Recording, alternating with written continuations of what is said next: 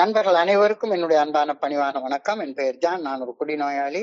எல்லாமல்ல இறைவனோட அருளாலையும் தொழுமையில் இணைந்து செயல்படுவதால் நான் பெற்றுக்கொள்ளக்கூடிய அனுபவம் தென்பு நம்பிக்கையாலையும் இன்னைக்கு ஒரே ஒரு நாள் நான் குடிக்கல, தெளிவா மன நிறைவா அமைதியா வாழ என்னாலான எல்லா முயற்சிகளையும் செய்து கொண்டிருக்கின்றேன். நண்பர் செல்வராஜ் குறிப்பிட்டது போல கோயம்புத்தூர் ஒருங்கிணைப்பு குழு மனசாட்சியின் தீர்மானத்தின் அடிப்படையில ராத்திரி 9:30 to 10:30 நடத்தக்கூடிய இந்த ஆன்லைன் மீட்டிங்ல ஒவ்வொரு நாளும் 24 hours a day 24 மணி துளிகள் ஒரு நாள் அப்படின்ற புத்தகத்துல இருந்து ஒவ்வொரு நாளும் ஒவ்வொரு பக்கம் வாசிச்சு விளக்கம் பார்த்து கலந்தாய்வு செய்து போட்டதை நடத்தி கொண்டிருக்கிறோம். அதன் தொடர்ச்சியாக இன்னைக்கு நாம வந்து அடைஞ்சிருக்கிற பக்கம் மே மாதம் 25ஆம் நாள். இந்த மே மாதம் 25ஆம் நாளுக்கான சிந்தனையை முதல்ல வாசிச்சு அதற்கப்புறமாக அதற்கு விளக்கம் பார்த்து கலந்தாய்வு செய்து இந்த கூட்டத்தை நிறைவு செய்வோம். மே 25 சிந்தனையை வாசிப்பதற்கு நண்பர் செல்வராஜ் அவர்களை அன்போட பணியோட கேட்டுக்கொள்றேன். Over to you, Selvaraj. Thank you. May 25. நன்றி. Thank you sir. 24 hours a day 24 மணி துளிகள் ஒரு நாள். மே 25. தோழமையின் இன்றைய சிந்தனை. பிறருடன் இணைந்து பணி செய்தல் என்ற 12வது படிநிலை பரிந்துரையின்படி செயல்படுவதன் 3வது முக்கியமான அம்சம் உள்ளுறுதியை அடைதல் ஆகும். தோழமையில் வந்து இணையும் புதிய நண்பர்கள் மது அருந்துவதை நிறுத்த வேண்டும் என்ற விருப்பத்தில் உறுதியாக நிலைத்திருத்தல் அவசியப்படுகின்றது. உள் உணர்வுகளை கட்டுப்பாட்டுக்குள் வைத்துக் கொள்ள முடியவில்லை என்ற உண்மையை புதிய நண்பர்கள் ஒப்புக்கொள்ள வேண்டும். மது அருந்துவதை நிறுத்த ஏதாவது செய்தாக வேண்டும் என்ற முடிவுக்கு அவர்கள் வர வேண்டும். தங்களுக்கு தாங்களே முற்றிலும் நேர்மையாக இருப்பதில் அவர்கள் மனதில் உள்ளுறுதியை அடைய வேண்டும். நேர்மையுடன் தங்களை தாங்களே பார்த்து கொள்ள துணிய வேண்டும். மது அருந்துவதை நிறுத்த வேண்டும் என்பது மனமுவந்து ஏற்றுக்கொள்ள வேண்டும். தங்கள் வாழ்க்கை முழுமையும் அந்த ஏற்றுக்கொள்ளுதலில் தான் அடங்கியுள்ளது என்பதையும் முழுமையாக ஒப்புக்கொள்ள வேண்டும். அதில் உறுதியாக நிலைத்து இருக்கவும் வேண்டும்.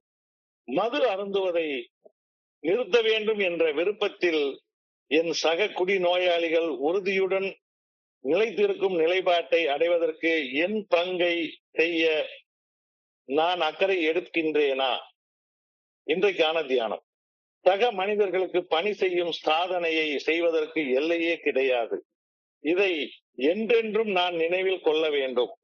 எனது சக்திக்கு அப்பாற்பட்டது என்ற எண்ணத்தில் சக மனிதர்களுக்கு பணி செய்யக்கூடிய எந்த ஒரு வாய்ப்பையும் நான் உதறிவிடக் கூடாது. நான் செய்ய முயலும் எல்லா வகையான நற்பணிகள் செய்வதற்கும் இறையருட் பேராற்றலின் உதவி எனக்கு உண்டு. இறையருட் பேராற்றலது விருப்பம் ஒரு பணியை செய்வதற்கு எதிராக உள்ளது என்று நான் உணர்ந்தால் மட்டுமே அந்த பணியை செய்வதை கைவிட வேண்டும். சக மனிதர்களுக்கு செய்யும் பணி மண்ணுக்கு அடியில் இருளில் ஒரு விதையை விதைப்பதற்கு ஒப்பாகும். விதை முளைத்து பூமியின் மேல் பரப்புக்கு வந்த பின்னரும் கூட அதற்கு தேவையான சூரிய ஒளியும் ஊட்டமும் கிடைக்கும் என்பதற்கு எந்தவித உத்தரவாதமும் கிடையாது. மிக பெரும்பாலான நேரங்களில் நம் முன் இருக்கும் பணி நமது தனி மனித சக்திக்கு அப்பாற்பட்டதாகவே தோன்றும். ஆயினும் இறையருட் பேராற்றலின் உதவியுடன் நான் நமது சக நண்பர்களுக்கு பணி செய்வதற்கு எல்லையே இல்லை. இன்றைக்கான பிரார்த்தனை, என் சக மனிதர்களுக்கு பணி செய்வதில் நான் என்றுமே தளர்ச்சி அடைய கூடாது என வேண்டுகின்றேன். என்றும் பிறருக்கு பணி செய்வதில் இறையருள் பேராற்றலின் நல்ல ஒழுங்கான வழிகாட்டுதலை சார்ந்து இருக்க வேண்டும் எனவும் வேண்டுகின்றேன். நன்றி சார். நன்றி செல்வராஜ். நண்பர்கள் அனைவருக்கும் மீண்டும் ஒரு முறை என்னுடைய அன்பான பணிவான வணக்கங்களை தெரிவித்துக் கொள்றேன். என் பெயர் ஜான். நான் ஒரு குடிநோயாளி. எல்லாமல்ல இறைவனோட அருளாலையும் தோழமையில இணைந்து செயல்படுவதால் நான் பெற்றுக்கொள்ளக்கூடிய அனுபவம் திரும்ப நம்பிக்கையாலையும் இன்னைக்கு ஒரே ஒரு நாள் நான் குடிக்கல, தெளிவா மன நிறைவா அமைதியா வாழ என்னாலான எல்லா முயற்சிகளையும் செய்து கொண்டிருக்கின்றேன். கடந்த 2 நாட்களாக தோழமை பரிந்துரைக்கக்கூடிய 12 படிகள் அடங்கிய மீட்படையும் செயல் திட்டத்தின் 12வது படிநிலை பரிந்துரையாகிய பிறருடன் இணைந்து பணி செய்தல் அப்படின்ற அம்சம் குறிச்ச அதுக்கு தேவைப்படக்கூடிய பண்புகள் குறிச்சு நாம சிந்திச்சுக்கிட்டு இருக்கோம். நேற்று முன்தினம் கான்பிடன்ஸ் என் சக நண்பர்களுடைய நம்பிக்கையை பெறுற அளவுக்கு நான் நடந்து கொள்ளணும். அப்பதான் பிறரோட இணைந்து என்னால பணி செய்ய முடியும் அப்படின்ற கருத்தை நேற்று முன்தினம் பார்த்தோம்.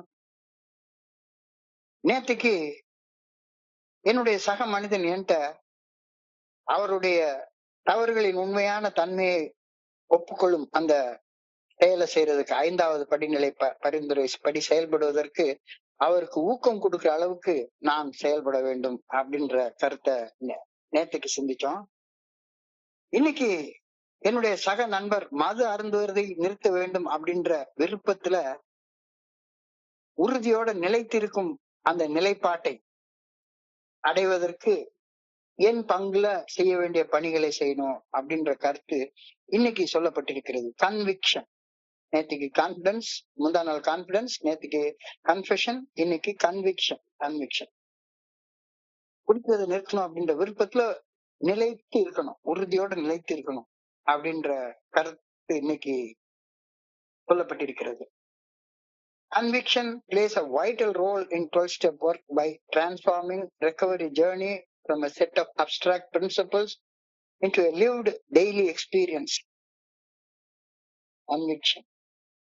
குடிநோயின் பாதிப்புகளிலிருந்து மீட்படையக்கூடிய எனது பயணம் பிறருடன் இணைந்து பணி செய்யும் உறுதியான நம்பிக்கையுடன் நிலைத்திருந்து செயல்படுவதால் மட்டும்தான் அதை வெறும் தத்துவமாக பிரசங்கம் செய்யக்கூடிய நிலையில இருந்து அந்த 12 படிகள் அடங்கிய மீட்படையும் செயல் திட்டத்தை உயிரோட்டம் உள்ள ஒரு வாழ்க்கை அனுபவமாக மாற்றிக்கொள்ள எனக்கு சக்தி கிடைக்கிறது. நிலைச்சு இருக்கணும். சும்மா ஒரு நாள் 2 நாள் இருந்துட்டு அப்புறமா விட்டு கொடுத்துட்டு போயிடுறது கிடையாது. கன்விக்ஷன். ஒரு எடுத்த ஒரு செயல்ல நிலைச்சு இருக்கிறது. பிறருடன் இணைந்து பணி செய்யறது அப்படின்ற செயலை ஆரம்பிச்சுட்டா அதுல நிலைச்சு இருக்கிறது. அப்பதான் இந்த ரெக்கவரி ஜேர்னிங்கிறது ஒரு செட் ஆஃப் வெறும் தத்துவார்த்த விளக்கம்ன்றதை தாண்டி தினசரி அனுபவமாக மாற்றம் அடையும் அப்படின்ற கருத்தை இன்னைக்கு சிந்தனையில சொல்லியிருக்காங்க. முதல் 11 படிநிலை பரிந்துரைகளை வாழ்க்கையாக வாழ்வதன் பதிலாக நான் பெற்றுக்கொள்ளக்கூடிய தன்னுணர்வு அல்லது ஆன்மீக விழிப்புணர்வு வெறும் கற்பனை அல்ல, இது நிஜமானது அப்படின்ற உணர்வை நான் பெறுவது பிறருக்கு பணி செய்யறதுல, சக மனிதர்களுக்கு பணி செய்யறதுல மன உறுதியோட நம்பிக்கையோட நிலைத்திருப்பதை சார்ந்து அமையும் அப்படின்ற கருத்தை பத்தி சிந்திக்க இன்னைக்கு நம்மள அழைக்கிறாங்க. இந்த 12-step work, conviction plays a vital role. 12வது படிநிலை செயல் பாட்டின்படி பிறருடன் இணைந்து பணி செய்வதில் நான் உறுதியான நம்பிக்கையோட நினைத்திருப்பது மிக மிக முக்கியமான பங்கு வகிக்கிறது அப்படின்ற 2வது தடவையும் அழுத்தி சொல்றாங்க. என்னுடைய சக நண்பன் தான் குடிக்கிறது நிறுத்துறதுல, ஒரு செயல் அடிமையாக செயல்படுறதுல, அதுல இருந்து ஒரு அடிக்டாக செயல்படுறதுல இருந்து, ஒரு ஆல்கஹாலிக்காக குடிச்சிட்டு இருக்கிறதுல இருந்து, அதோடைய பாதிப்புகள்ல இருந்து மீட்படைய இந்த 12 படிகள் அடங்கிய மீட்படையும் செயல் திட்டத்தின் மேல உறுதியான நம்பிக்கை வைக்க தொடர்ந்து செயல்படுறது அவசியம் அப்படின்றத அந்த புதிய நண்பர் முழுமையாக ஏற்றுக்கொள்ள வேண்டும். அதற்காகத்தான் நான் பணி செய்யணும் அப்படின்ற கருத்தை இன்னைக்கு சொல்லியிருக்காங்க. The role of conviction in 12-step work. இந்த உறுதியான நிலைத்திருக்கிறது எவ்வளவு முக்கியமானது அப்படின்றத சொன்னா, மோட்டிவேஷன் ஃபார் சர்வீஸ். நான் பணி செய்யறத பார்த்துதான் என்னுடைய சக நண்பரும் ஓஹோ நாம தொடர்ந்து குடிக்கிறதுல இருந்து விலகி நிலைச்சு வாழணும் அப்படின்னா நம்மளும் சக மனிதர்களுக்கு பணி செய்யணும் அப்படின்ற ஊக்கம் கிடைக்கும். பணி செய்வதற்கான ஊக்கத்தை சக நண்பர்களுக்கு கொடுக்கிறது. பணி செய்யலன்னா அந்த ஊக்கம் போயிடும். Practicing in all our affairs. வாழ்க்கையின் அனைத்து அம்சங்களிலும் குடிக்கிற குடி நோய் சம்பந்தப்பட்டதுல மட்டும் இல்ல, செயல் அடிமைத்தனம் சம்பந்தப்பட்ட எல்லா வகையான அடிக்ஷன்ல இருந்தும் வாழ்க்கையின் அனைத்து அம்சங்களிலும் இந்த 12 படிகள் அடங்கிய மீட்படையும் செயல் திட்டத்தை வாழ்க்கையாக வாழ்றத பயிற்சி செய்யறது. டீப்பனிங் சொபரைட்டி. மன தெளிவு நிலையில வாழ்றது ஆழப்பட்டுக்கிட்டே போகணும். சும்மா சர்ஃபேஸ் லெவல்ல சொபரைட்டியை பத்தி இல்லாம நம்மளுடைய நிதானம், மன தெளிவு, ஆழப்பட்டுக்கிட்டே போகணும். டீப்பனிங் sobriety அப்படின்ற கருத்தை சொல்லியிருக்காங்க. ஸோ ஆத்தென்டிசிட்டி இன் ஸ்பான்சர்ஷிப். நான் யாருக்கு பணி செய்தாலும் சரிதான், யாருக்கு பணி செய்தாலும் சரிதான், அத உண்மையான நம்பிக்கையோட அதுல நிலைச்சிருந்து செய்யணும். சும்மா பேருக்காக, புகழுக்காக, பணத்துக்காக, தற்பெருமைக்காக, அதுக்காக செய்யக்கூடாது. இந்த கருத்து கன்விக்ஷன் ரொம்ப முக்கியமான ஒரு பங்கு வகிக்குது அப்படின்ற கருத்து சொல்றாங்க. ரோல் ஆஃப் கன்விக்ஷன் இன் டிப் 12, motivation for service, practicing in all our affairs, deepening sobriety, authenticity in sponsorship. பணி செய்வதற்கான ஊக்கத்தை என்னுடைய சக நண்பர்களுக்கு நான் கொடுக்கணும்.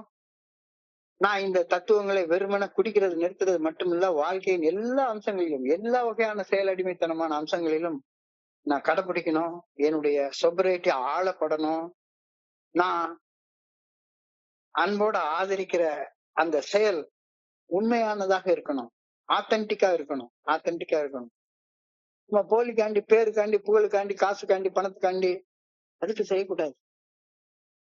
Key aspects of 12 step work, பிறருடன் இணைந்து பணி செய்வதன் மிக முக்கியமான அம்சங்கள் என்னன்னு பார்த்தா, practicing the principles in all our affairs. இந்த தத்துவங்களை நம் வாழ்க்கையின் எல்லா அம்சங்களிலும் கடைபிடிக்கும். குடிக்கிறது நிறுத்துறதுல மட்டும் இல்லை, நல்ல வாழ்க்கை வாழ்றது எல்லா அம்சங்களிலும் நல்ல வாழ்க்கை வாழணும். நான் குடிக்கிறது நிறுத்திட்டேன், ஆனா இன்னும் கூத்தடிக்கிறது நிறுத்தல. நான் சம்பாதிக்கிற விதம் சரியில்லை, இன்னமும் பொய் பேசி, புறம் பேசி அப்படித்தான் சம்பாதிச்சிட்டு இருக்கேன். இன்னமும் என்னுடைய மனைவிக்கு நான் ஒரு கண்ணியமான கணவனாக வாழல அப்படின்ற நிலை இருந்தால் இந்த தத்துவங்களை வாழ்க்கையின் எல்லா அம்சங்களிலும் நான் கடைபிடிக்கணும். முடிச்சாதான் நான் ஆன்மீக அனுபவத்தை என்னால பெற்றுக்கொள்ள முடியும். அந்த ஆன்மீக அனுபவத்தை அடுத்த மனுஷங்களுக்கு எடுத்து சொல்றதுதான் carrying the message. So practicing the principles in all our affairs of life. அதனால கிடைச்ச ஆன்மீக விழிப்புணர்வை அடுத்த நண்பர்களுக்கு எடுத்து செல்வது, கேரிங் த மெசேஜ், நற்செய்தியை சக நண்பர்களுக்கு எடுத்து செல்லுதல். Active involvement. என்னுடைய செயல்ல முழுமையான ஈடுபாட்டோட செயல்படுறது ரொம்ப முக்கியமானது அப்படின்ற உண்மையை நான் புரிஞ்சு கொள்றேன். So ultimately conviction moves a person from merely knowing the step to living the steps, ensuring that hard work transforms sobriety into a form of life. பிறருடன் இணைந்து பணி செய்யறதுல உறுதியான நம்பிக்கையோட நிலைத்திருந்து பணி செய்தால் தோழமை பரிந்துரைக்கக்கூடிய 12 படிகள் அடங்கி மீட்படையும் செயல் திட்டம் குறித்த அறிவு அவற்றை வாழ்க்கையாக வாழும் அனுபவமாக மாற்றி அமைக்கப்படுகிறது. அறிவு மட்டும் இல்ல, அது அனுபவமாக மாற்றி அமைக்கப்படுகிறது. Ultimately, conviction moves a person from merely knowing the steps to living the steps, ensuring that hard work transforms the first 11 steps into a form of sharing. பகிர்ந்து கொள்வதற்கு என்னுடைய அனுபவமாக மாற்றி அமைக்கப்படுகிறது. பிறருடன் இணைந்து பணி செய்வதில் உள்ள உறுதியோட நிலைத்திருப்பது தோழமை பரிந்துரைக்கக்கூடிய 12 படிகள் அடங்கிய மீட்படையும் செயல் திட்டம் குறித்த அறிவை அவற்றை வாழ்க்கையாக வாழக்கூடிய அனுபவமாக திருத்தி அமைக்கிறது. அதனால என்னுடைய sobriety நான் பராமரிக்க ஆரம்பிக்கிறேன், பாதுகாக்க ஆரம்பிக்கிறேன், பகிரவும் முடியுது. சோ நான் sobriety அடையாம அதை பகிர முடியாது தானே. இந்த கருத்து தெளிவாக சொல்லப்பட்டிருக்கிறது. நான் 12வது நிலை பரிந்துரையின்படி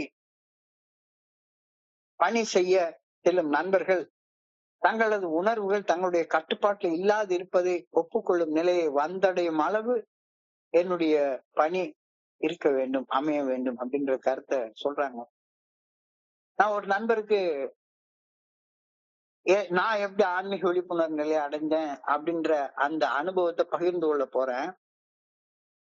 அப்ப நான் பணி செய்ய போற அந்த நண்பர் தனது உணர்வு தன்னுடைய கட்டுப்பாட்டுல இல்லாம இருக்கிற அந்த தன்னுடைய யதார்த்த நிலைய புரிஞ்சு கொள்ளக்கூடிய அளவு என்னுடைய பணி இருக்கணும், என்னுடைய பகிர்வு இருக்கணும் அப்படின்ற கருத்தை இன்னைக்கு சொல்றாங்க. அதுதான் கன்விக்ஷன். அவர் புரிஞ்சு கொள்ற மட்டும் அவருக்கு நான் பணி செய்யறதுல விடாம செஞ்சுட்டே இருக்கணும். The new man must see and admit that their life is unmanageable. The new man must see and admit that his life is unmanageable. தனது உணர்வுகள் தடுமாறி கொந்தளிப்பதால் அவை தனது கட்டுப்பாட்டை மீறி அவை நிர்வகிக்க முடியாத உணர்வுகளாக இருக்கின்றன அப்படின்றத ஒரு மனிதன் கண்டு உணர்ந்து ஒப்புக்கொள்வது அந்த மனிதரது மீட்படையதுல மிக முக்கியமான பங்கு வகிக்கிறது அப்படின்றத என்னுடைய பணியால் அவருக்கு நான் உணர்த்த வேண்டியது ரொம்ப முக்கியமானது. இது 12 ஸ்டெப் ஒர்க்ல இந்த கன்விக்ஷன்ன்றது ரொம்ப முக்கியமான பங்கு வகிக்குது. சும்மா சொல்லிட்டு விட்டுட்டு வந்துடக்கூடாது. அவர் கூட தொடர்ந்து அவர் தன்னுடைய அந்த அன்மேனேஜபிலிட்டி ஆஃப் லைஃப ஒப்புக்கொள்ற வரைக்கும் என்னுடைய பணி செய்யறதுல நான் நிலைச்சு இருக்கணும் அப்படின்ற கருத்தை சொல்றாங்க. That is conviction. That is conviction. தன்னுடைய கொந்தளிக்கும் உணர்வுகளை தன்னுடைய சொந்த மனித சக்தியால் கட்டுப்பாட்டுக்குள்ளார கொண்டு வர முடியாது அப்படின்னு கஷ்டப்படக்கூடிய அந்த நண்பர் உணர்ந்து ஒப்புக்கொள்ளும் வரை அவர் தன் உணர்வுகளுக்கு அடிமைப்பட்டு மட்டும் ஒரு செயல் அடிமையாக மட்டும்தான் வாழ்ந்து கொண்டிருப்பார் அப்படின்றது யதார்த்தமான உண்மை. உள்ளுக்குள்ளார கொதிக்குது, கொந்தளிக்குது, தடுமாறுது. அந்த தன்னுடைய உணர்வை தன்னுடைய சொந்த மனித ஆற்றலால கட்டுப்பாட்டுக்குள்ளார கொண்டு வர முடியாது அப்படின்றத ஒரு மனுஷன் உணர்ந்து ஒப்புக்கொள்ளும் வரை அந்த மனுஷன் உணர்வுகளுக்கு அடிமைப்பட்டுதான் வாழ்ந்து கொண்டிருப்பான். இது யதார்த்தமான உண்மை. அன்மேனேஜபிலிட்டி, நிர்வகிக்க இயலாத ஒரு தன்மை. என்னுடைய உணர்வுகளை நிர்வகிக்க முடியல, என்னால கட்டுப்பாட்டுக்குள்ளார கொண்டு வர முடியல. இது குடிநோயாளிகள், செயல் அடிமைகள் அவர்களது வாழ்க்கை சூழ்நிலைகளில் உணர்வு தடுமாற்றங்களை தங்களுடைய கட்டாயமான வகையில் செயல்படுத்துவதை நிர்வகிக்க முடியவில்லை அப்படின்றது சொல்லுது. உணர்வு தடுமாறும் போது I act in obsessive compulsive manner. மன வெறியோட, மன எழுச்சி, அதி தீவிர மன வெறியோட, அதி தீவிர மன எழுச்சியோட, அதி தீவிர மன கிளர்ச்சியோட செயல்படுறேன். என்னுடைய உணர்வுகளை என்னுடைய கட்டுப்பாட்டுக்குள்ளார கொண்டு வர முடியல அப்படின்றது நான் என்னுடைய பகிர்வுகளால் அந்த நண்பருக்கு எப்படியாச்சும் தெரிவிக்க வேண்டும். உள்ளுக்குள்ளார ஏற்படக்கூடிய அந்த உணர்வு தடுமாற்றம், உணர்வு கொந்தளிப்பு, அதி தீவிர மன கிளர்ச்சி, அதி தீவிர மன எழுச்சி, அதி தீவிர மன வெறி, இதத்தான் இன்னர் கேயாஸ் அப்படின்றாங்க. வந்து சேர்ந்தப்ப தோழமையில வந்து இணைந்து சேர்ந்தப்ப அந்த ஆரம்ப நாட்கள்ல அந்த இன்னர் கேயாஸ், உள்ளுக்குள்ளார ஏற்படக்கூடிய உணர்வு தடுமாற்றங்கள், உணர்வு கொந்தளிப்புகள், அதி தீவிர மன கிளர்ச்சி, அதி தீவிர மன எழுச்சி, அதி தீவிர மன வெறி, இதெல்லாம் என்கிட்ட இருந்துச்சு. இந்த இன்னர் கேயாஸோடைய அடிப்படை காரணம் என்ன? என்னுடைய குணக்கோளாறுகள், பர்சனாலிட்டி டிசார்டர், ஆளுமை கோளாறுகள், குறைபாடுகள், பயம், கவலை, மன அழுத்தம், வெறுப்பு, மன கசப்பு, எரிச்சல், பகை உணர்வு, பொறாமை, சந்தேகம், ஆணவம், கழிவிறக்கம், பேராசை, அடிக்கிட்டே போலாம். எல்லாமே உள்ளுக்குள்ளார கிடந்து மனசே குழம்பி போய் கிடக்குது. Inner chaos. அந்த உணர்வுகளை என்னால நிர்வகிக்கவே முடியல. எப்ப எந்த உணர்வு லேச தடுமாறினாலும் உடனே குடிக்கணும் அப்படின்ற எண்ணம் தான் மனசுக்குள்ளார தோணுது. குடிக்கணும் அல்லது வேற ஏதாவது ஒரு செயல் அடிமைத்தனமாக ஒரு தப்பை செய்யணும்னு தோணுது. என்னால அதை நிர்வகிக்க முடியல. நிர்வகிக்க முடியாத காரணத்தினால புரோக்கன் செல்ஃப் வில் அப்படின்றாங்க. இதைந்து போன மனோதிடம். மனோதிடமே கிடையாது. மனசை வந்து லேசா ஃப்ரகைல் அப்படிம்பாங்க. ஹேண்டில் இட் வித் கேர் அப்படின்ற கண்ணாடி பொருள், உடைஞ்சு போகக்கூடிய ஒரு பொருள், அத பக்குவமாக கையாளு அப்படிம்பாங்க. என்னுடைய மனசு உடைஞ்சு போகக்கூடிய தன்மை. லேசா கொஞ்சோண்டு பயம் வந்துட்டா உடனே உடைஞ்சு போயிடும். லேசா கோபம் வந்துட்டா உடைஞ்சு போயிடும். எங்கேயாச்சும் லேசா ஆடை விலகி இருக்கிற ஒரு போஸ்டரை பார்த்துட்டா உடைஞ்சு போயிடும். லேசா காம உணர்ச்சி தூண்டப்பட்டுட்டா உடைஞ்சு போயிடும்.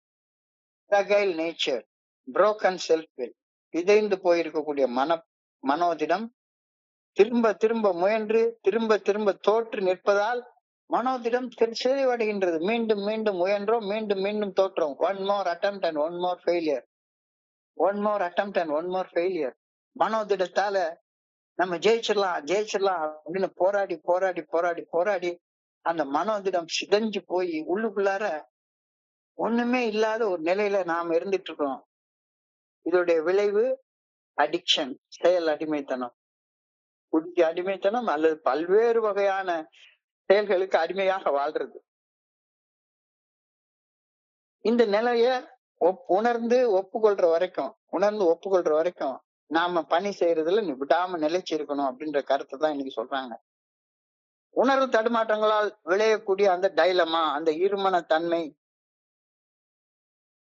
அதை நிர்வகிக்கவே முடியல, நடத்தவே முடியல, வாழ்க்கையை சரியா நடத்த முடியவே இல்லை.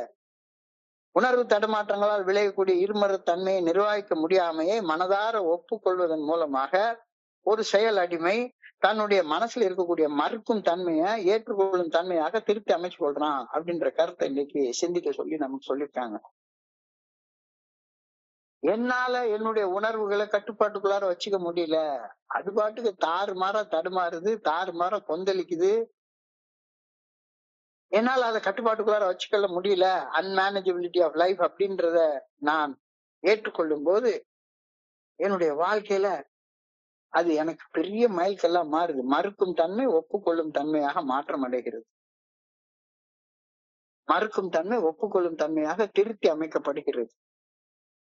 ஒரு செயல் அடிமையாக செயல்படுவதில இருந்து சுதந்திரமாக செயல்படக்கூடிய நிலையை வந்து அடையிறதுல முதல் அடியை நான் எடுத்து வைக்கிறேன். ஃபர்ஸ்ட் ஸ்டெப் எப்ப என்னை அட்மிட் பண்ணிக்கிறப்ப, உணர்வு தடுமாற்றங்களால விளையக்கூடிய இருமன தன்மையை என்னால கண்ட்ரோல் பண்ண முடியல அப்படின்ற அந்த அன்மேனேஜபிலிட்டி நான் ஒத்துக்கொள்ற நேரத்துல என்னுடைய அந்த டிசீஸ் ஆஃப் டினையல்ஸ், மறுக்கும் தன்மை ஒப்புக்கொள்ளும் தன்மையாக, ஏற்றுக்கொள்ளும் தன்மையாக திருத்தி அமைக்கப்படுகிறது.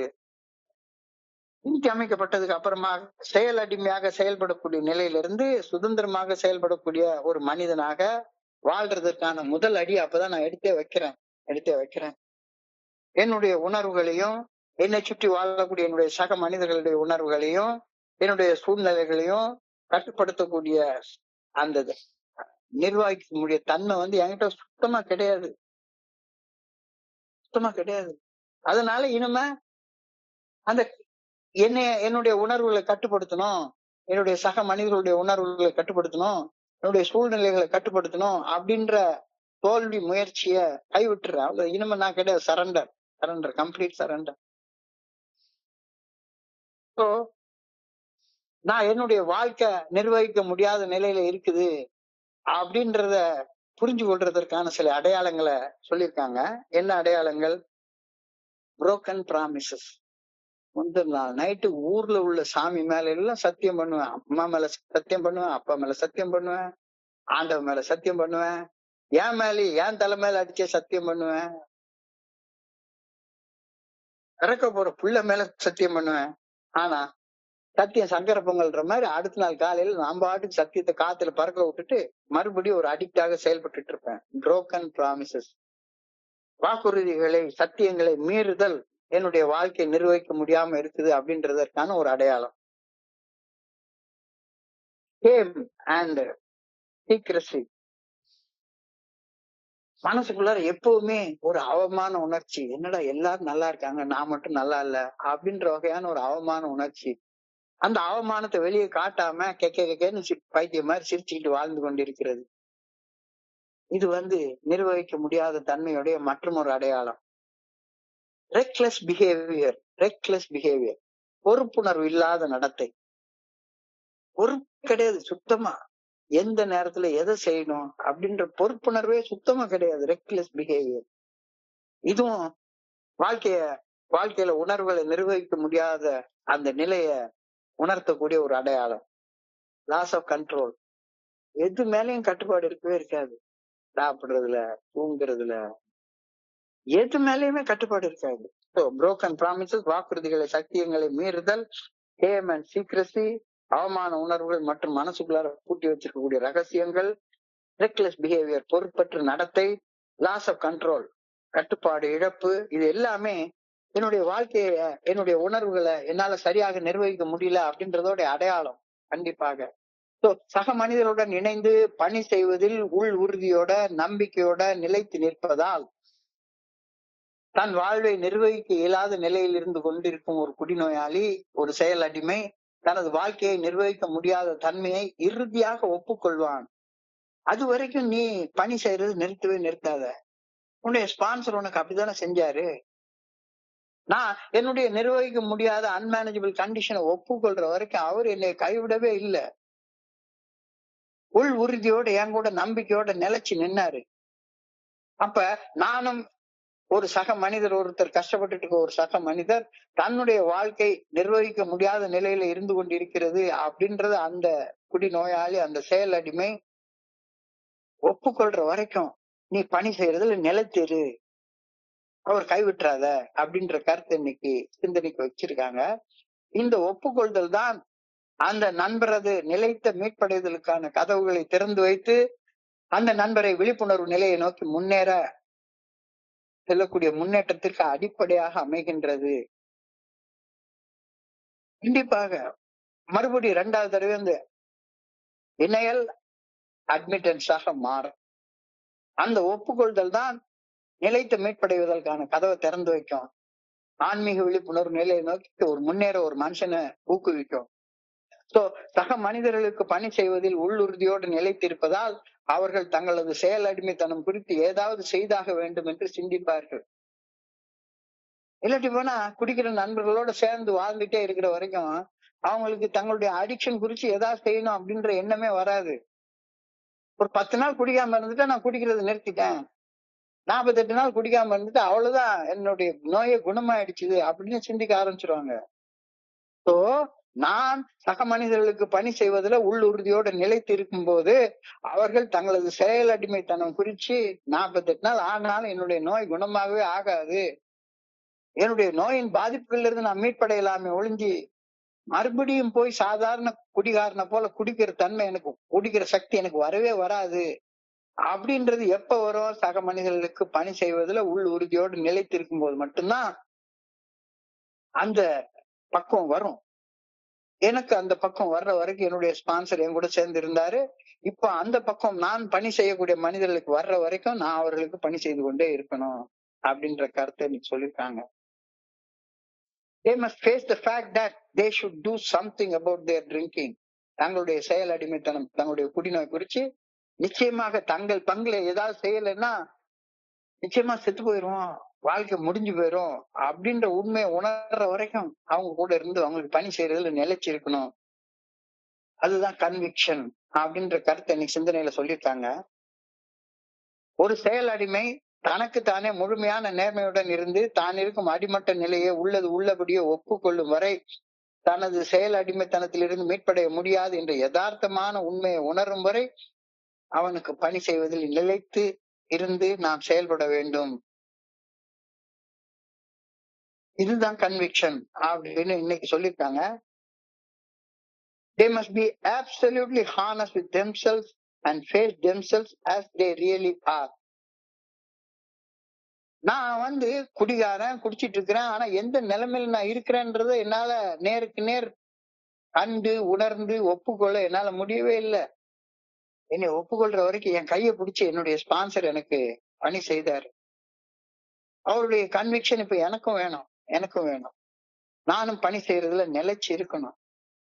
என்னுடைய சக மனிதன் தனக்கு தானே முழுமையாக நேர்மையாக இருந்து தான் இருக்கும் அந்த யதார்த்தமான நிர்வகிக்க முடியாத நிலையில தான் இருக்கிறது ஒப்புக்கொள்ளும் வரை அந்த நண்பருக்கு நான் பணி செய்யணும் அப்படின்ற கருத்தை இன்னைக்கு சொல்லியிருக்கிறாரு.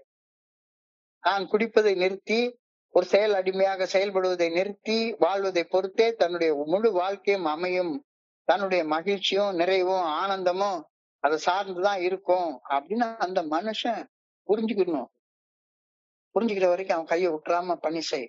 அவன்கிட்ட நிறைய கேள்விகள் கேட்பாரு, சந்தேகங்கள் கேட்பாரு. அவன் அப்படி சொல்றான், இவன் எப்படி சொல்றான், இந்த ஸ்பான்சர் அப்படி சொல்றாரு, இந்த கூட்டத்துல அப்படி சொல்றாங்க, எல்லாம் என்னென்ன சந்தேகமோ கேட்பாங்க. பொறுமையோட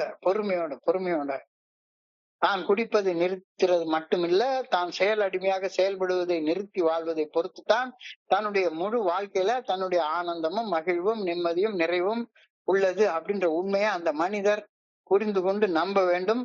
நம்புவதோடு மட்டுமல்லாது அந்த நம்பிக்கையில நிலைத்து வாழவும் அந்த நண்பர் பழகி கொள்ள வேண்டும். அது வரைக்கும் கையை விட்டுறாத, நீ பணி செய்யறதுல நிலைச்சிரு. அப்படி நிலைச்சு இருக்கனா அப்படின்ற கேள்வி இன்னைக்கு நம்ம கிட்ட கேக்குறாங்க. Do I care enough about other alcoholics to help them reach their conviction? Do I care enough about other alcoholics to help them reach their conviction?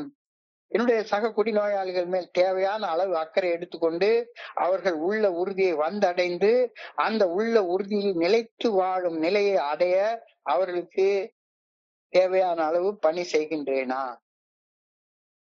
என்னையா இதெல்லாம் செய்யணுமா அப்படின்ற ஒரு கேள்வி எனக்குள்ளார எழுது. ஆனா எனக்காக ஒருத்தர் செஞ்சார்ல, இப்ப நான் செய்யறேனா அப்படின்ற கேள்வி கேட்கிறாங்க. என்னுடைய சக குடிநோயாளிகள் மேல தேவையான அளவு அக்கறை எடுத்துக்கொண்டு அவர்கள் உள்ள உறுதியை வந்தடைந்து அந்த உள்ள உறுதியில் நிலைத்து வாழும் வரை அவர்களுக்கு தேவைப்படும் பணியை நான் செய்து கொண்டு இருக்கின்றேனா? நிச்சயமாக 365 நாள் இந்த மீட்டிங்கை நம்ம நடத்த போறோம். இந்த புத்தகத்துல 365 பக்கம் இருக்கு. இப்ப கிட்டத்தட்ட 150 பக்கம் தான் வந்து அடைஞ்சிருப்போம்னு நினைக்கிறேன். போக வேண்டிய தூரம் இன்னும் ரொம்ப தூரம் இருக்கு. அப்ப இந்த போக வேண்டிய அளவு அக்கறை எடுத்துக்கொண்டு ஒவ்வொரு நாளும் இதை நம்ம செஞ்சுக்கிட்டே இருக்கோமா? அந்த அளவு பணி செய்யக்கூடிய பக்குவம் என்கிட்ட இருக்கா? மிகப்பெரிய கேள்வி. என் பணி பொதுவாகவே செய்தியை சொல்லிட்டு அப்படியே விட்டுட்டு போயிடுறது. செய்தியை சொல்லிட்டு திரும்பி வந்துடுறது, அவ்வளவுதான்.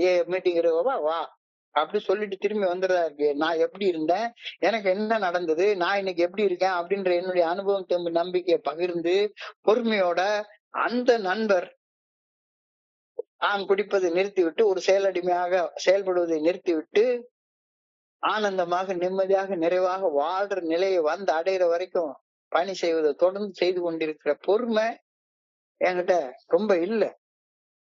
பொதுவா சொல்லிட்டு திரும்பி வந்துருவேன். கஷ்டப்படும் என் நண்பன் உள் உறுதியை அடைந்து அந்த உள் உறுதியில் நிலைத்து வாழும் நிலையை அடையும் வரை அவருக்கு பணி செய்வதில் அவர் மீது அக்கறை எடுத்துக்கொண்டு செயல்படுவதில் நிலைத்து செயல்படுகின்றேனா? இல்லைன்னா இன்னைக்கு தியானத்துக்கு கடந்து போ. இல்லைன்னா யோசிச்சு பாரு. ஒரு கருத்து இன்னைக்கு தியானத்துக்கு கொடுக்கப்பட்டிருக்கிறது. சக மனிதர்களுக்கு பணி செய்து கிடப்பதில் வரம்புகள் இல்லவே இல்லை. ஒருத்தங்க இவ்வளவுதான் பணி செய்ய முடியும் அப்படின்னு ஒரு எல்லை கிடையவே கிடையாது. there is no limit. there is no limit.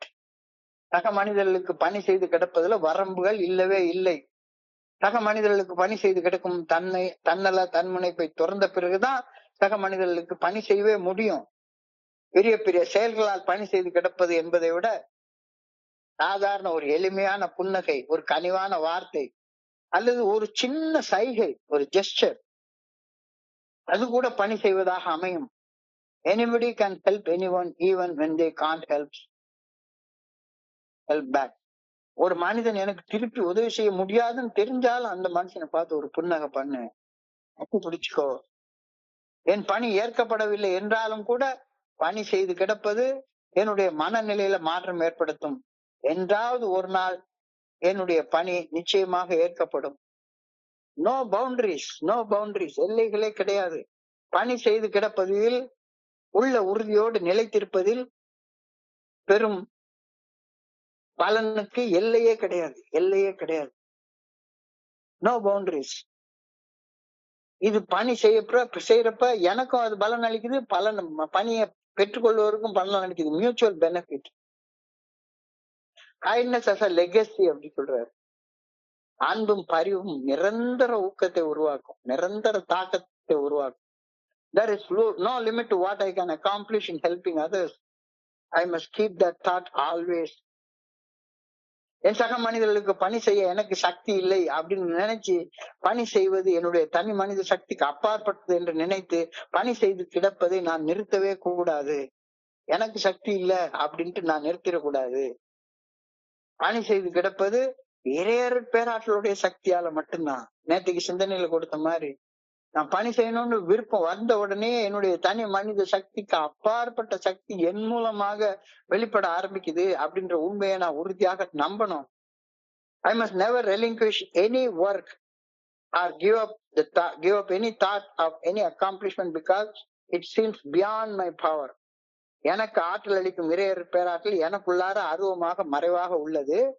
எனக்கு ஆற்றல் அளிக்கும் இறையர் பேராற்றலின் துணை கொண்டு எந்த ஒரு பணியையும் என்னால செய்ய முடியும் அப்படின்னு உறுதியாக நம்பி அந்த செயல் செய்ய ஆரம்பித்து அந்த செயல் செய்வதை தொடர்ந்து செய்து சாதகமான விளைவுகள் உருவாகிற வர கன்விக்ஷனோட அந்த செயலை நான் தொடர்ந்து செய்யணும். Only give up when the conscience says no. மனசாட்சி இல்ல, வேண்டாம், இதுக்கு மேல செய்ய வேண்டிய அவசியம் இல்லை அப்படின்னு சொல்ற வரைக்கும் செஞ்சுட்டே இரு.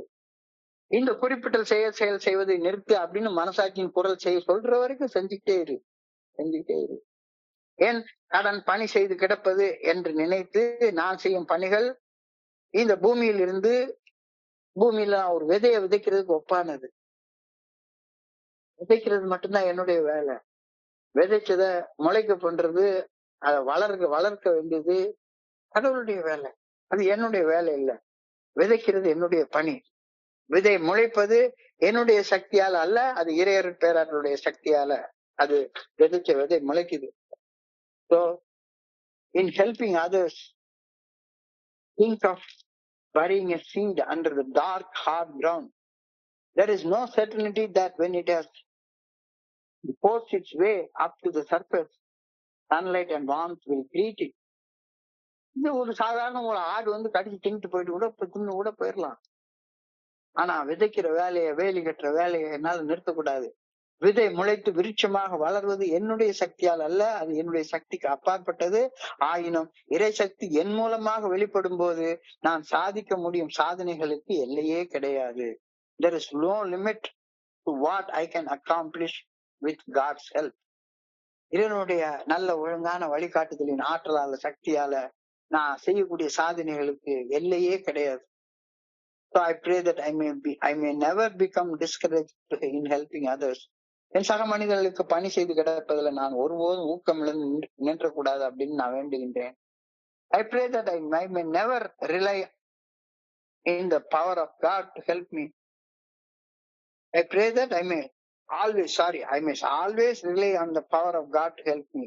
என்னுடைய சக்தியில சார்ந்து இருக்காம கடவுளுடைய சக்தியை சார்ந்து இருந்து வாழணும், செயல்படணும் அப்படின்னு நான் வேண்டேன். எனக்கு உதவ இறையர் பேராற்றின் நல்ல ஒழுங்கான வழிகாட்டுதலை எப்பொழுதும் சார்ந்து வாழ வேண்டும் அப்படின்ற கருத்தை நினைச்சு வேண்டேன். ஸோ இன்றைய சிந்தனையின் சுருக்கமாக நம்ம பாக்குறது, இன்னைக்கு நாம கான்பிடன்ஸ், கன்ஃபெஷன், அதை தொடர்ந்து கன்விக்ஷன். அதாவது அடுத்த மனிதர்களுக்கு பணி செய்யறதுல நிலைச்சி இருக்கிறது. அவர் தன்னுடைய அன்மேனேஜபிலிட்டி ஆஃப் லைஃப் ஒப்புக்கொள்ளும் வரை, தன்னுடைய லைஃப் நிர்வகிக்க முடியாத நிலையில இருக்கிறது அப்படின்ற அவருடைய மறுக்கும் தன்மை ஏற்றுக்கொள்ளும் தன்மையாக, ஒப்புக்கொள்ளும் தன்மையாக மாற்றம் அடையும் வரை அவருக்கு பணி செய்யறதுல நிலைச்சி இருக்கிறத கன்விக்ஷன் அப்படின்னு சொல்றோம். Conviction plays a vital role in 12-step work by transforming recovery journey from a set of abstract principles into a lived daily experience. இந்த பணி செய்வதில், சக மனிதர்களுக்கு பணி செய்து கிடப்பதுல நிலைச்சி இருக்கிறது இல்லாம வெறுமனை உட்கார்ந்து நான் கதை பேசிட்டு தான் அலைஞ்சிட்டு இருப்பேன். வெறுமனை தத்துவம் பேசிட்டு தான் அலைஞ்சிட்டு இருப்பேன். என்னுடைய தத்துவங்கள் அன்றாட வாழ்க்கை அனுபவங்களாக மாற்றம் அடையவே செய்யாது. முதல் 11 படிநிலை பரிந்துரைகளை வாழ்க்கையாக வாழ்வதன் பலனாக பெற்ற தன்னுணர்வு, அந்த ஆன்மீக விழிப்புணர்வு வெறும் கற்பனை இல்லை, அது நிஜம். அந்த நிஜம்ன்றது எப்ப உணர்வேன்? அதை நிஜத்துல இன்னொரு மனுஷனுக்கு எடுத்துட்டு போய் சொன்னா மட்டும்தான் அதை நிஜம்னு உணர்வேன். So conviction plays a very vital role. What is the role of conviction in step number 12? Motivation to service. பணி செய்வதில் ஊக்கத்தோட செயல்படுறது. Practicing in all our affairs. வெறுமனை குடிக்கிறதுல மட்டும் இல்ல, செயல் அடிமைத்தனம் பல்வேறு வகைகள்ல என்னை அச்சுறுத்துது. எல்லா இடத்துலயும் சுதந்திரமாக வாழ்றதற்கு இந்த தோழமை பரிந்துரைக்கக்கூடிய 12 படிகள் அடங்கிய மீட்டைம் செயல்திட்டத்தை வாழ்க்கையாக வாழ்றதன் மூலமாக மன தெளிவு தன்மையை ஆழப்படுத்திக் கொள்றது. டீப்பனிங் சொபரைட்டி. பிறருக்கு பணி செய்வதுல உண்மையாக இருக்கிறது. பணி செய்யறது போல நடிக்கிறதெல்லாம் கிடையாது. ஆத்தென்டிசிட்டி இன் ஸ்பான்சர்ஷிப். ஆத்தென்டிசிட்டி, பொய்யாக இல்ல, உண்மையோட செயல்படுறது. பிராக்டிசிங் பிரின்சிபல்ஸ் இன் ஆல் அவர் அஃபேர்ஸ்னா வெறுமன செயல் அடிமைத்தனம்ன்றது பல்வேறு வகைகள்ல என்ன ஆச்சு. வெறுமனை குடிக்கிறது நிறுத்துறது மட்டும் இல்ல, சீரட் குடிக்கிறத நிறுத்துறது, பெருந்தீனி திங்கிறது நிறுத்துறது, பொய் பேசுறது நிறுத்துறது, போன் பிக்சர் பாக்குறது நிறுத்துறது, அடுத்தவங்க முன்னாடியே பார்த்து கையை காட்டுறது நிறுத்துறது, லஞ்சம் வாங்குறது நிறுத்துறது, தப்பு தப்பா பணம் சம்பாதிக்கிறது நிறுத்துறது. இதுதான் practicing principles in all our affairs. Active involvement, செயல்படுறதுல முழுமையான ஈடுபாட்டோட செயல்படுறது. Ultimately conviction moves from a person to merely knowing the steps to living the steps. வெறுமன தத்துவார்த்த அறிவாக இல்லாம வாழ்க்கை அனுபவமாக மாற்றி அமைக்குது. எது? கன்விக்ஷன், மன உறுதிப்பாடு, உள் உறுதி காண்பதுதான் வாழ்க்கையிலே உன் உயரம். எண்ணம் செயல் ஆகிவிட்டால் எல்லாமே கூடி வரும். அந்த உள் உறுதி, அதைத்தான் கன்விக்ஷன் சொல்றோம். அப்ப நான் பணி செய்யக்கூடிய நண்பர்கள் எல்லாரும் அவங்களுக்குள்ளார உணர்வுகள் தடுமாறி, உணர்வுகள் கொந்தளிச்சு, அதி தீவிர மன கிளர்ச்சியோட, அதி தீவிர மன வெறியோட செயல்படக்கூடிய நோயாளிகள் அப்படின்றத புரிஞ்சு கொண்டா அவங்களுக்கு அந்த உள்ளுக்குள்ளார உள்ள அந்த இன்னர் கேயாஸ் ஒரு இன்னர் பீஸாக மாறுற வரைக்கும் அவங்க கையை பிடிச்சிட்டு இருந்தா எனக்கும் நானும் அதே நிலையில தானே இருந்தேன். என்னுடைய ஸ்பான்சர் கையை பிடிச்சிட்டு இருந்தாரு, நான் என்னுடைய ஸ்பான்சி கையை பிடிச்சுக்கிறேன். எங்க 3 பேரும் நாங்க ஒன்னா சேர்ந்து கை பிடிச்சி செயல்படுற வரைக்கும் முன்னேறி கொண்டே இருப்போம். தனியாக எனக்கு மனோதிடம் கிடையவே கிடையாது. சிதைந்து போயிருக்கக்கூடிய மனோதிடம்னா, ஏன்னா திரும்ப திரும்ப என்னுடைய மனோதிடத்தால பல செயல்கள் செய்ய முயன்று மீண்டும் மீண்டும் முயன்று மீண்டும் தோற்று நின்ற ஒரு மனுஷன். அந்த தோல்விதான் என்னுடைய அடிக்ஷன், என்னுடைய உணர்வு தடுமாற்றம். அதான் என்னுடைய நிர்வகிக்க முடியாத நிலைமை, அன்மேனேஜபிலிட்டி. நான் என்னுடைய லைஃப் அன்மேனேஜபிலிட்டி இருக்குன்றது எப்படி தெரிஞ்சு கொள்றது? ஒரு நாள் வாக்குறுதிகளை காப்பாற்றவே மாட்டேன். வாக்குறுதிகளை காப்பாற்ற ஆரம்பிச்சேன்னா வாழ்க்கைய கொஞ்சம் கொஞ்சமா நிர்வகிக்க ஆரம்பிக்கிறேன்னு அர்த்தம். எனக்குள்ளார ஷேம் அண்ட் சீக்ரசி இருக்காது. அவமான உணர்வு, ரகசியமாக உள்ள இருட்டுக்குள்ளார வாழக்கூடிய அந்த காக்ரோச் மென்டாலிட்டி அது இருக்காது. அப்பனா நான் வாழ்க்கையை நிர்வகிக்க ஆரம்பிக்கிறேன்னு அர்த்தப்படும். ரெக்லெஸ் பிஹேவியர், பொறுப்புணர்வு. ஒவ்வொரு நாளும் ஒரு இடத்துக்கு வரணும்னு சொல்லிட்டா சொன்ன நேரத்துக்கு வரணும். பொறுப்புணர்வு அதிகரித்தல். லாஸ் ஆஃப் கண்ட்ரோல் இல்ல, கண்ட்ரோல் கட்டுப்பாடு கொண்டு வர்றது. ஒரு நாளைக்கு இந்த இடத்துல இந்த செயலை செய்யணும் அப்படின்னா செய்யறது. சக மனிதர்களுடன் இணைந்து பணி செய்வதில் உள்ளுறுதியுடன் நம்பிக்கையுடன் நினைத்திருப்பதால் நிர்வகிக்க முடியாத நிலையிலிருந்து ஒரு குடிநோயாளி, ஒரு செயல் அடிமை தன்னுடைய வாழ்க்கையை நிர்வகிக்க முடியும் அப்படின்ற நிலைய அடையறான். எங்க இருந்து ஆரம்பிக்குது? அன்மேனேஜபிளா இருந்ததுன்றது மறுத்து கொண்டிருந்தது ஒப்புக்கொள்தலாக மாறுறப்ப அந்த ஒப்புக்கொள்தல் பிராக்டிகலாக மாறுறப்ப இது நடக்குது. இது நடக்கிற வரைக்கும் தொடர்ந்து நான் என்னுடைய சக மனிதர்களுக்கு நான் பணி செய்யறேன்னா, do I care enough about other alcoholics to help them reach this conviction? என்னுடைய சக மனிதர்கள், என்னுடைய சக குடிநோயாளிகள் மேல் தேவையான அளவு அக்கறை எடுத்துக்கொண்டு அவர்கள் உள்ள உறுதியை வந்தடைந்து அந்த உள்ள உறுதியில் நிலைத்து வாழும் நிலையை அடையும் வரை அவர்களுக்கு பணி செய்கின்றேனா? மிகப்பெரிய கேள்வி. சொல்லிட்டு ஓடி போயிடாத. ஒன்ன சொல்லல, நிலைச்சு நில்லு. பணி செய்யறது, பணி செய்து கிடப்பது. என் கடன் பணி செய்து கிடப்பது, பணி செஞ்சுக்கிட்டே கிடக்கிறது. அதுல நான் நிலைச்சிருக்கிறேன்னா இல்லைன்னா சக மனிதர்களுக்கு பணி செய்து கிடக்குறதுல எல்லையே கிடையாது. அதுக்கு எனக்கு சக்தி இல்லை அப்படின்லாம் சொல்லவே சொல்லாத. நீ பணி செய்து கிடக்கிறதுனால மட்டும்தான் உன்னுடைய வாழ்க்கை மேம்பாடு அடைகிறது. I must never relinquish any work and give up any thought of any accomplishment because it seems beyond my power. எனக்கு சக்தி, எந்த மனுஷனுக்கும் பணி செய்ய சக்தி கிடையாது. பணி செய்யற சக்தியே கடவுள்கிட்ட இருந்து மட்டும்தான் வரும். பணி செய்ய எந்த மனுஷனுக்கும் சக்தி கிடையாது. தன்னுடைய அறிவாற்றலால ஒரு மனுஷன் பணி செய்யறேன் அப்படின்னு சொன்னான்னா அவன் போய் சொல்றான்னு அர்த்தம். எந்த மனுஷனுக்கும் பணி செய்யக்கூடிய சக்தி கிடைக்கவே கிடைக்காது. பணி செய்வதற்கான ஆற்றல் இறைவன்கிட்ட இருந்து வருது. அந்த இறைவன்கிட்ட இருந்து வர்ற ஆற்றல் எனக்கு இருக்கு அப்படின்னு சொல்லி பணி செய்யறதுல நிலைச்சு இருக்க ஆரம்பி. என் கடன் பணி செய்து கிடப்பது என்று நினைத்து நான் செய்யும் பணிகள் இந்த பூமியில நான் விதைக்கக்கூடிய விதைகள் மாதிரி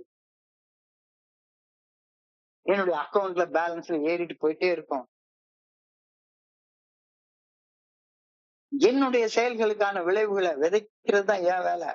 விதைச்சதை விருட்சமாக வளர வைக்கிறது கடவுளுடைய வேலை.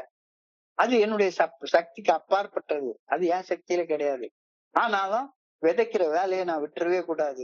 There is no limit for planting seeds. I pray that I may never become discouraged in helping other people. என் சக மனிதர்களுக்கு பணி செய்து கிடப்பதில் நான் ஒருபோதும் ஊக்கமிழந்து நிற்கலாகாது என்று வேண்டுகின்றேன். I pray that I may always rely on the power of God. Help me. எனக்கு உதவ இறையர் பேராட்சி நல்ல ஒழுங்கான வழிகாட்டுகளை எப்பொழுதும் சார்ந்து இருக்க வேண்டும் என இறைவா உம்மை பணியோடு வேண்டிக் கொள்கின்றேன் அப்படின்ற சிந்தனை இன்னைக்கு பிரேயராக கொடுக்கப்பட்டிருக்கிறது. ஸோ இன்றைய சிந்தனையை நான் படிக்கிற நேரத்துல என் மனதை கடந்து சென்ற சிந்தனைகளை உங்களோட பகிர்ந்து கொள்ள இந்த அற்புதமான வாய்ப்பை வழங்கிய குழுவிற்கு என்னுடைய பணிவான நன்றிகளை தலவணங்கி சொல்லிக் கொள்கிறேன். இந்த இரவு பொழுது நண்பர்களுக்கு இனிமையான இரவாக அமைய இறைவனை பணிவோட வேண்டிக் கொள்கின்றேன். நன்றி நன்றி நன்றி நன்றி நன்றி நன்றி. வாழ்க வையகம், வாழ்க வளமுடன். Thank you so much, thank you so much. Over you.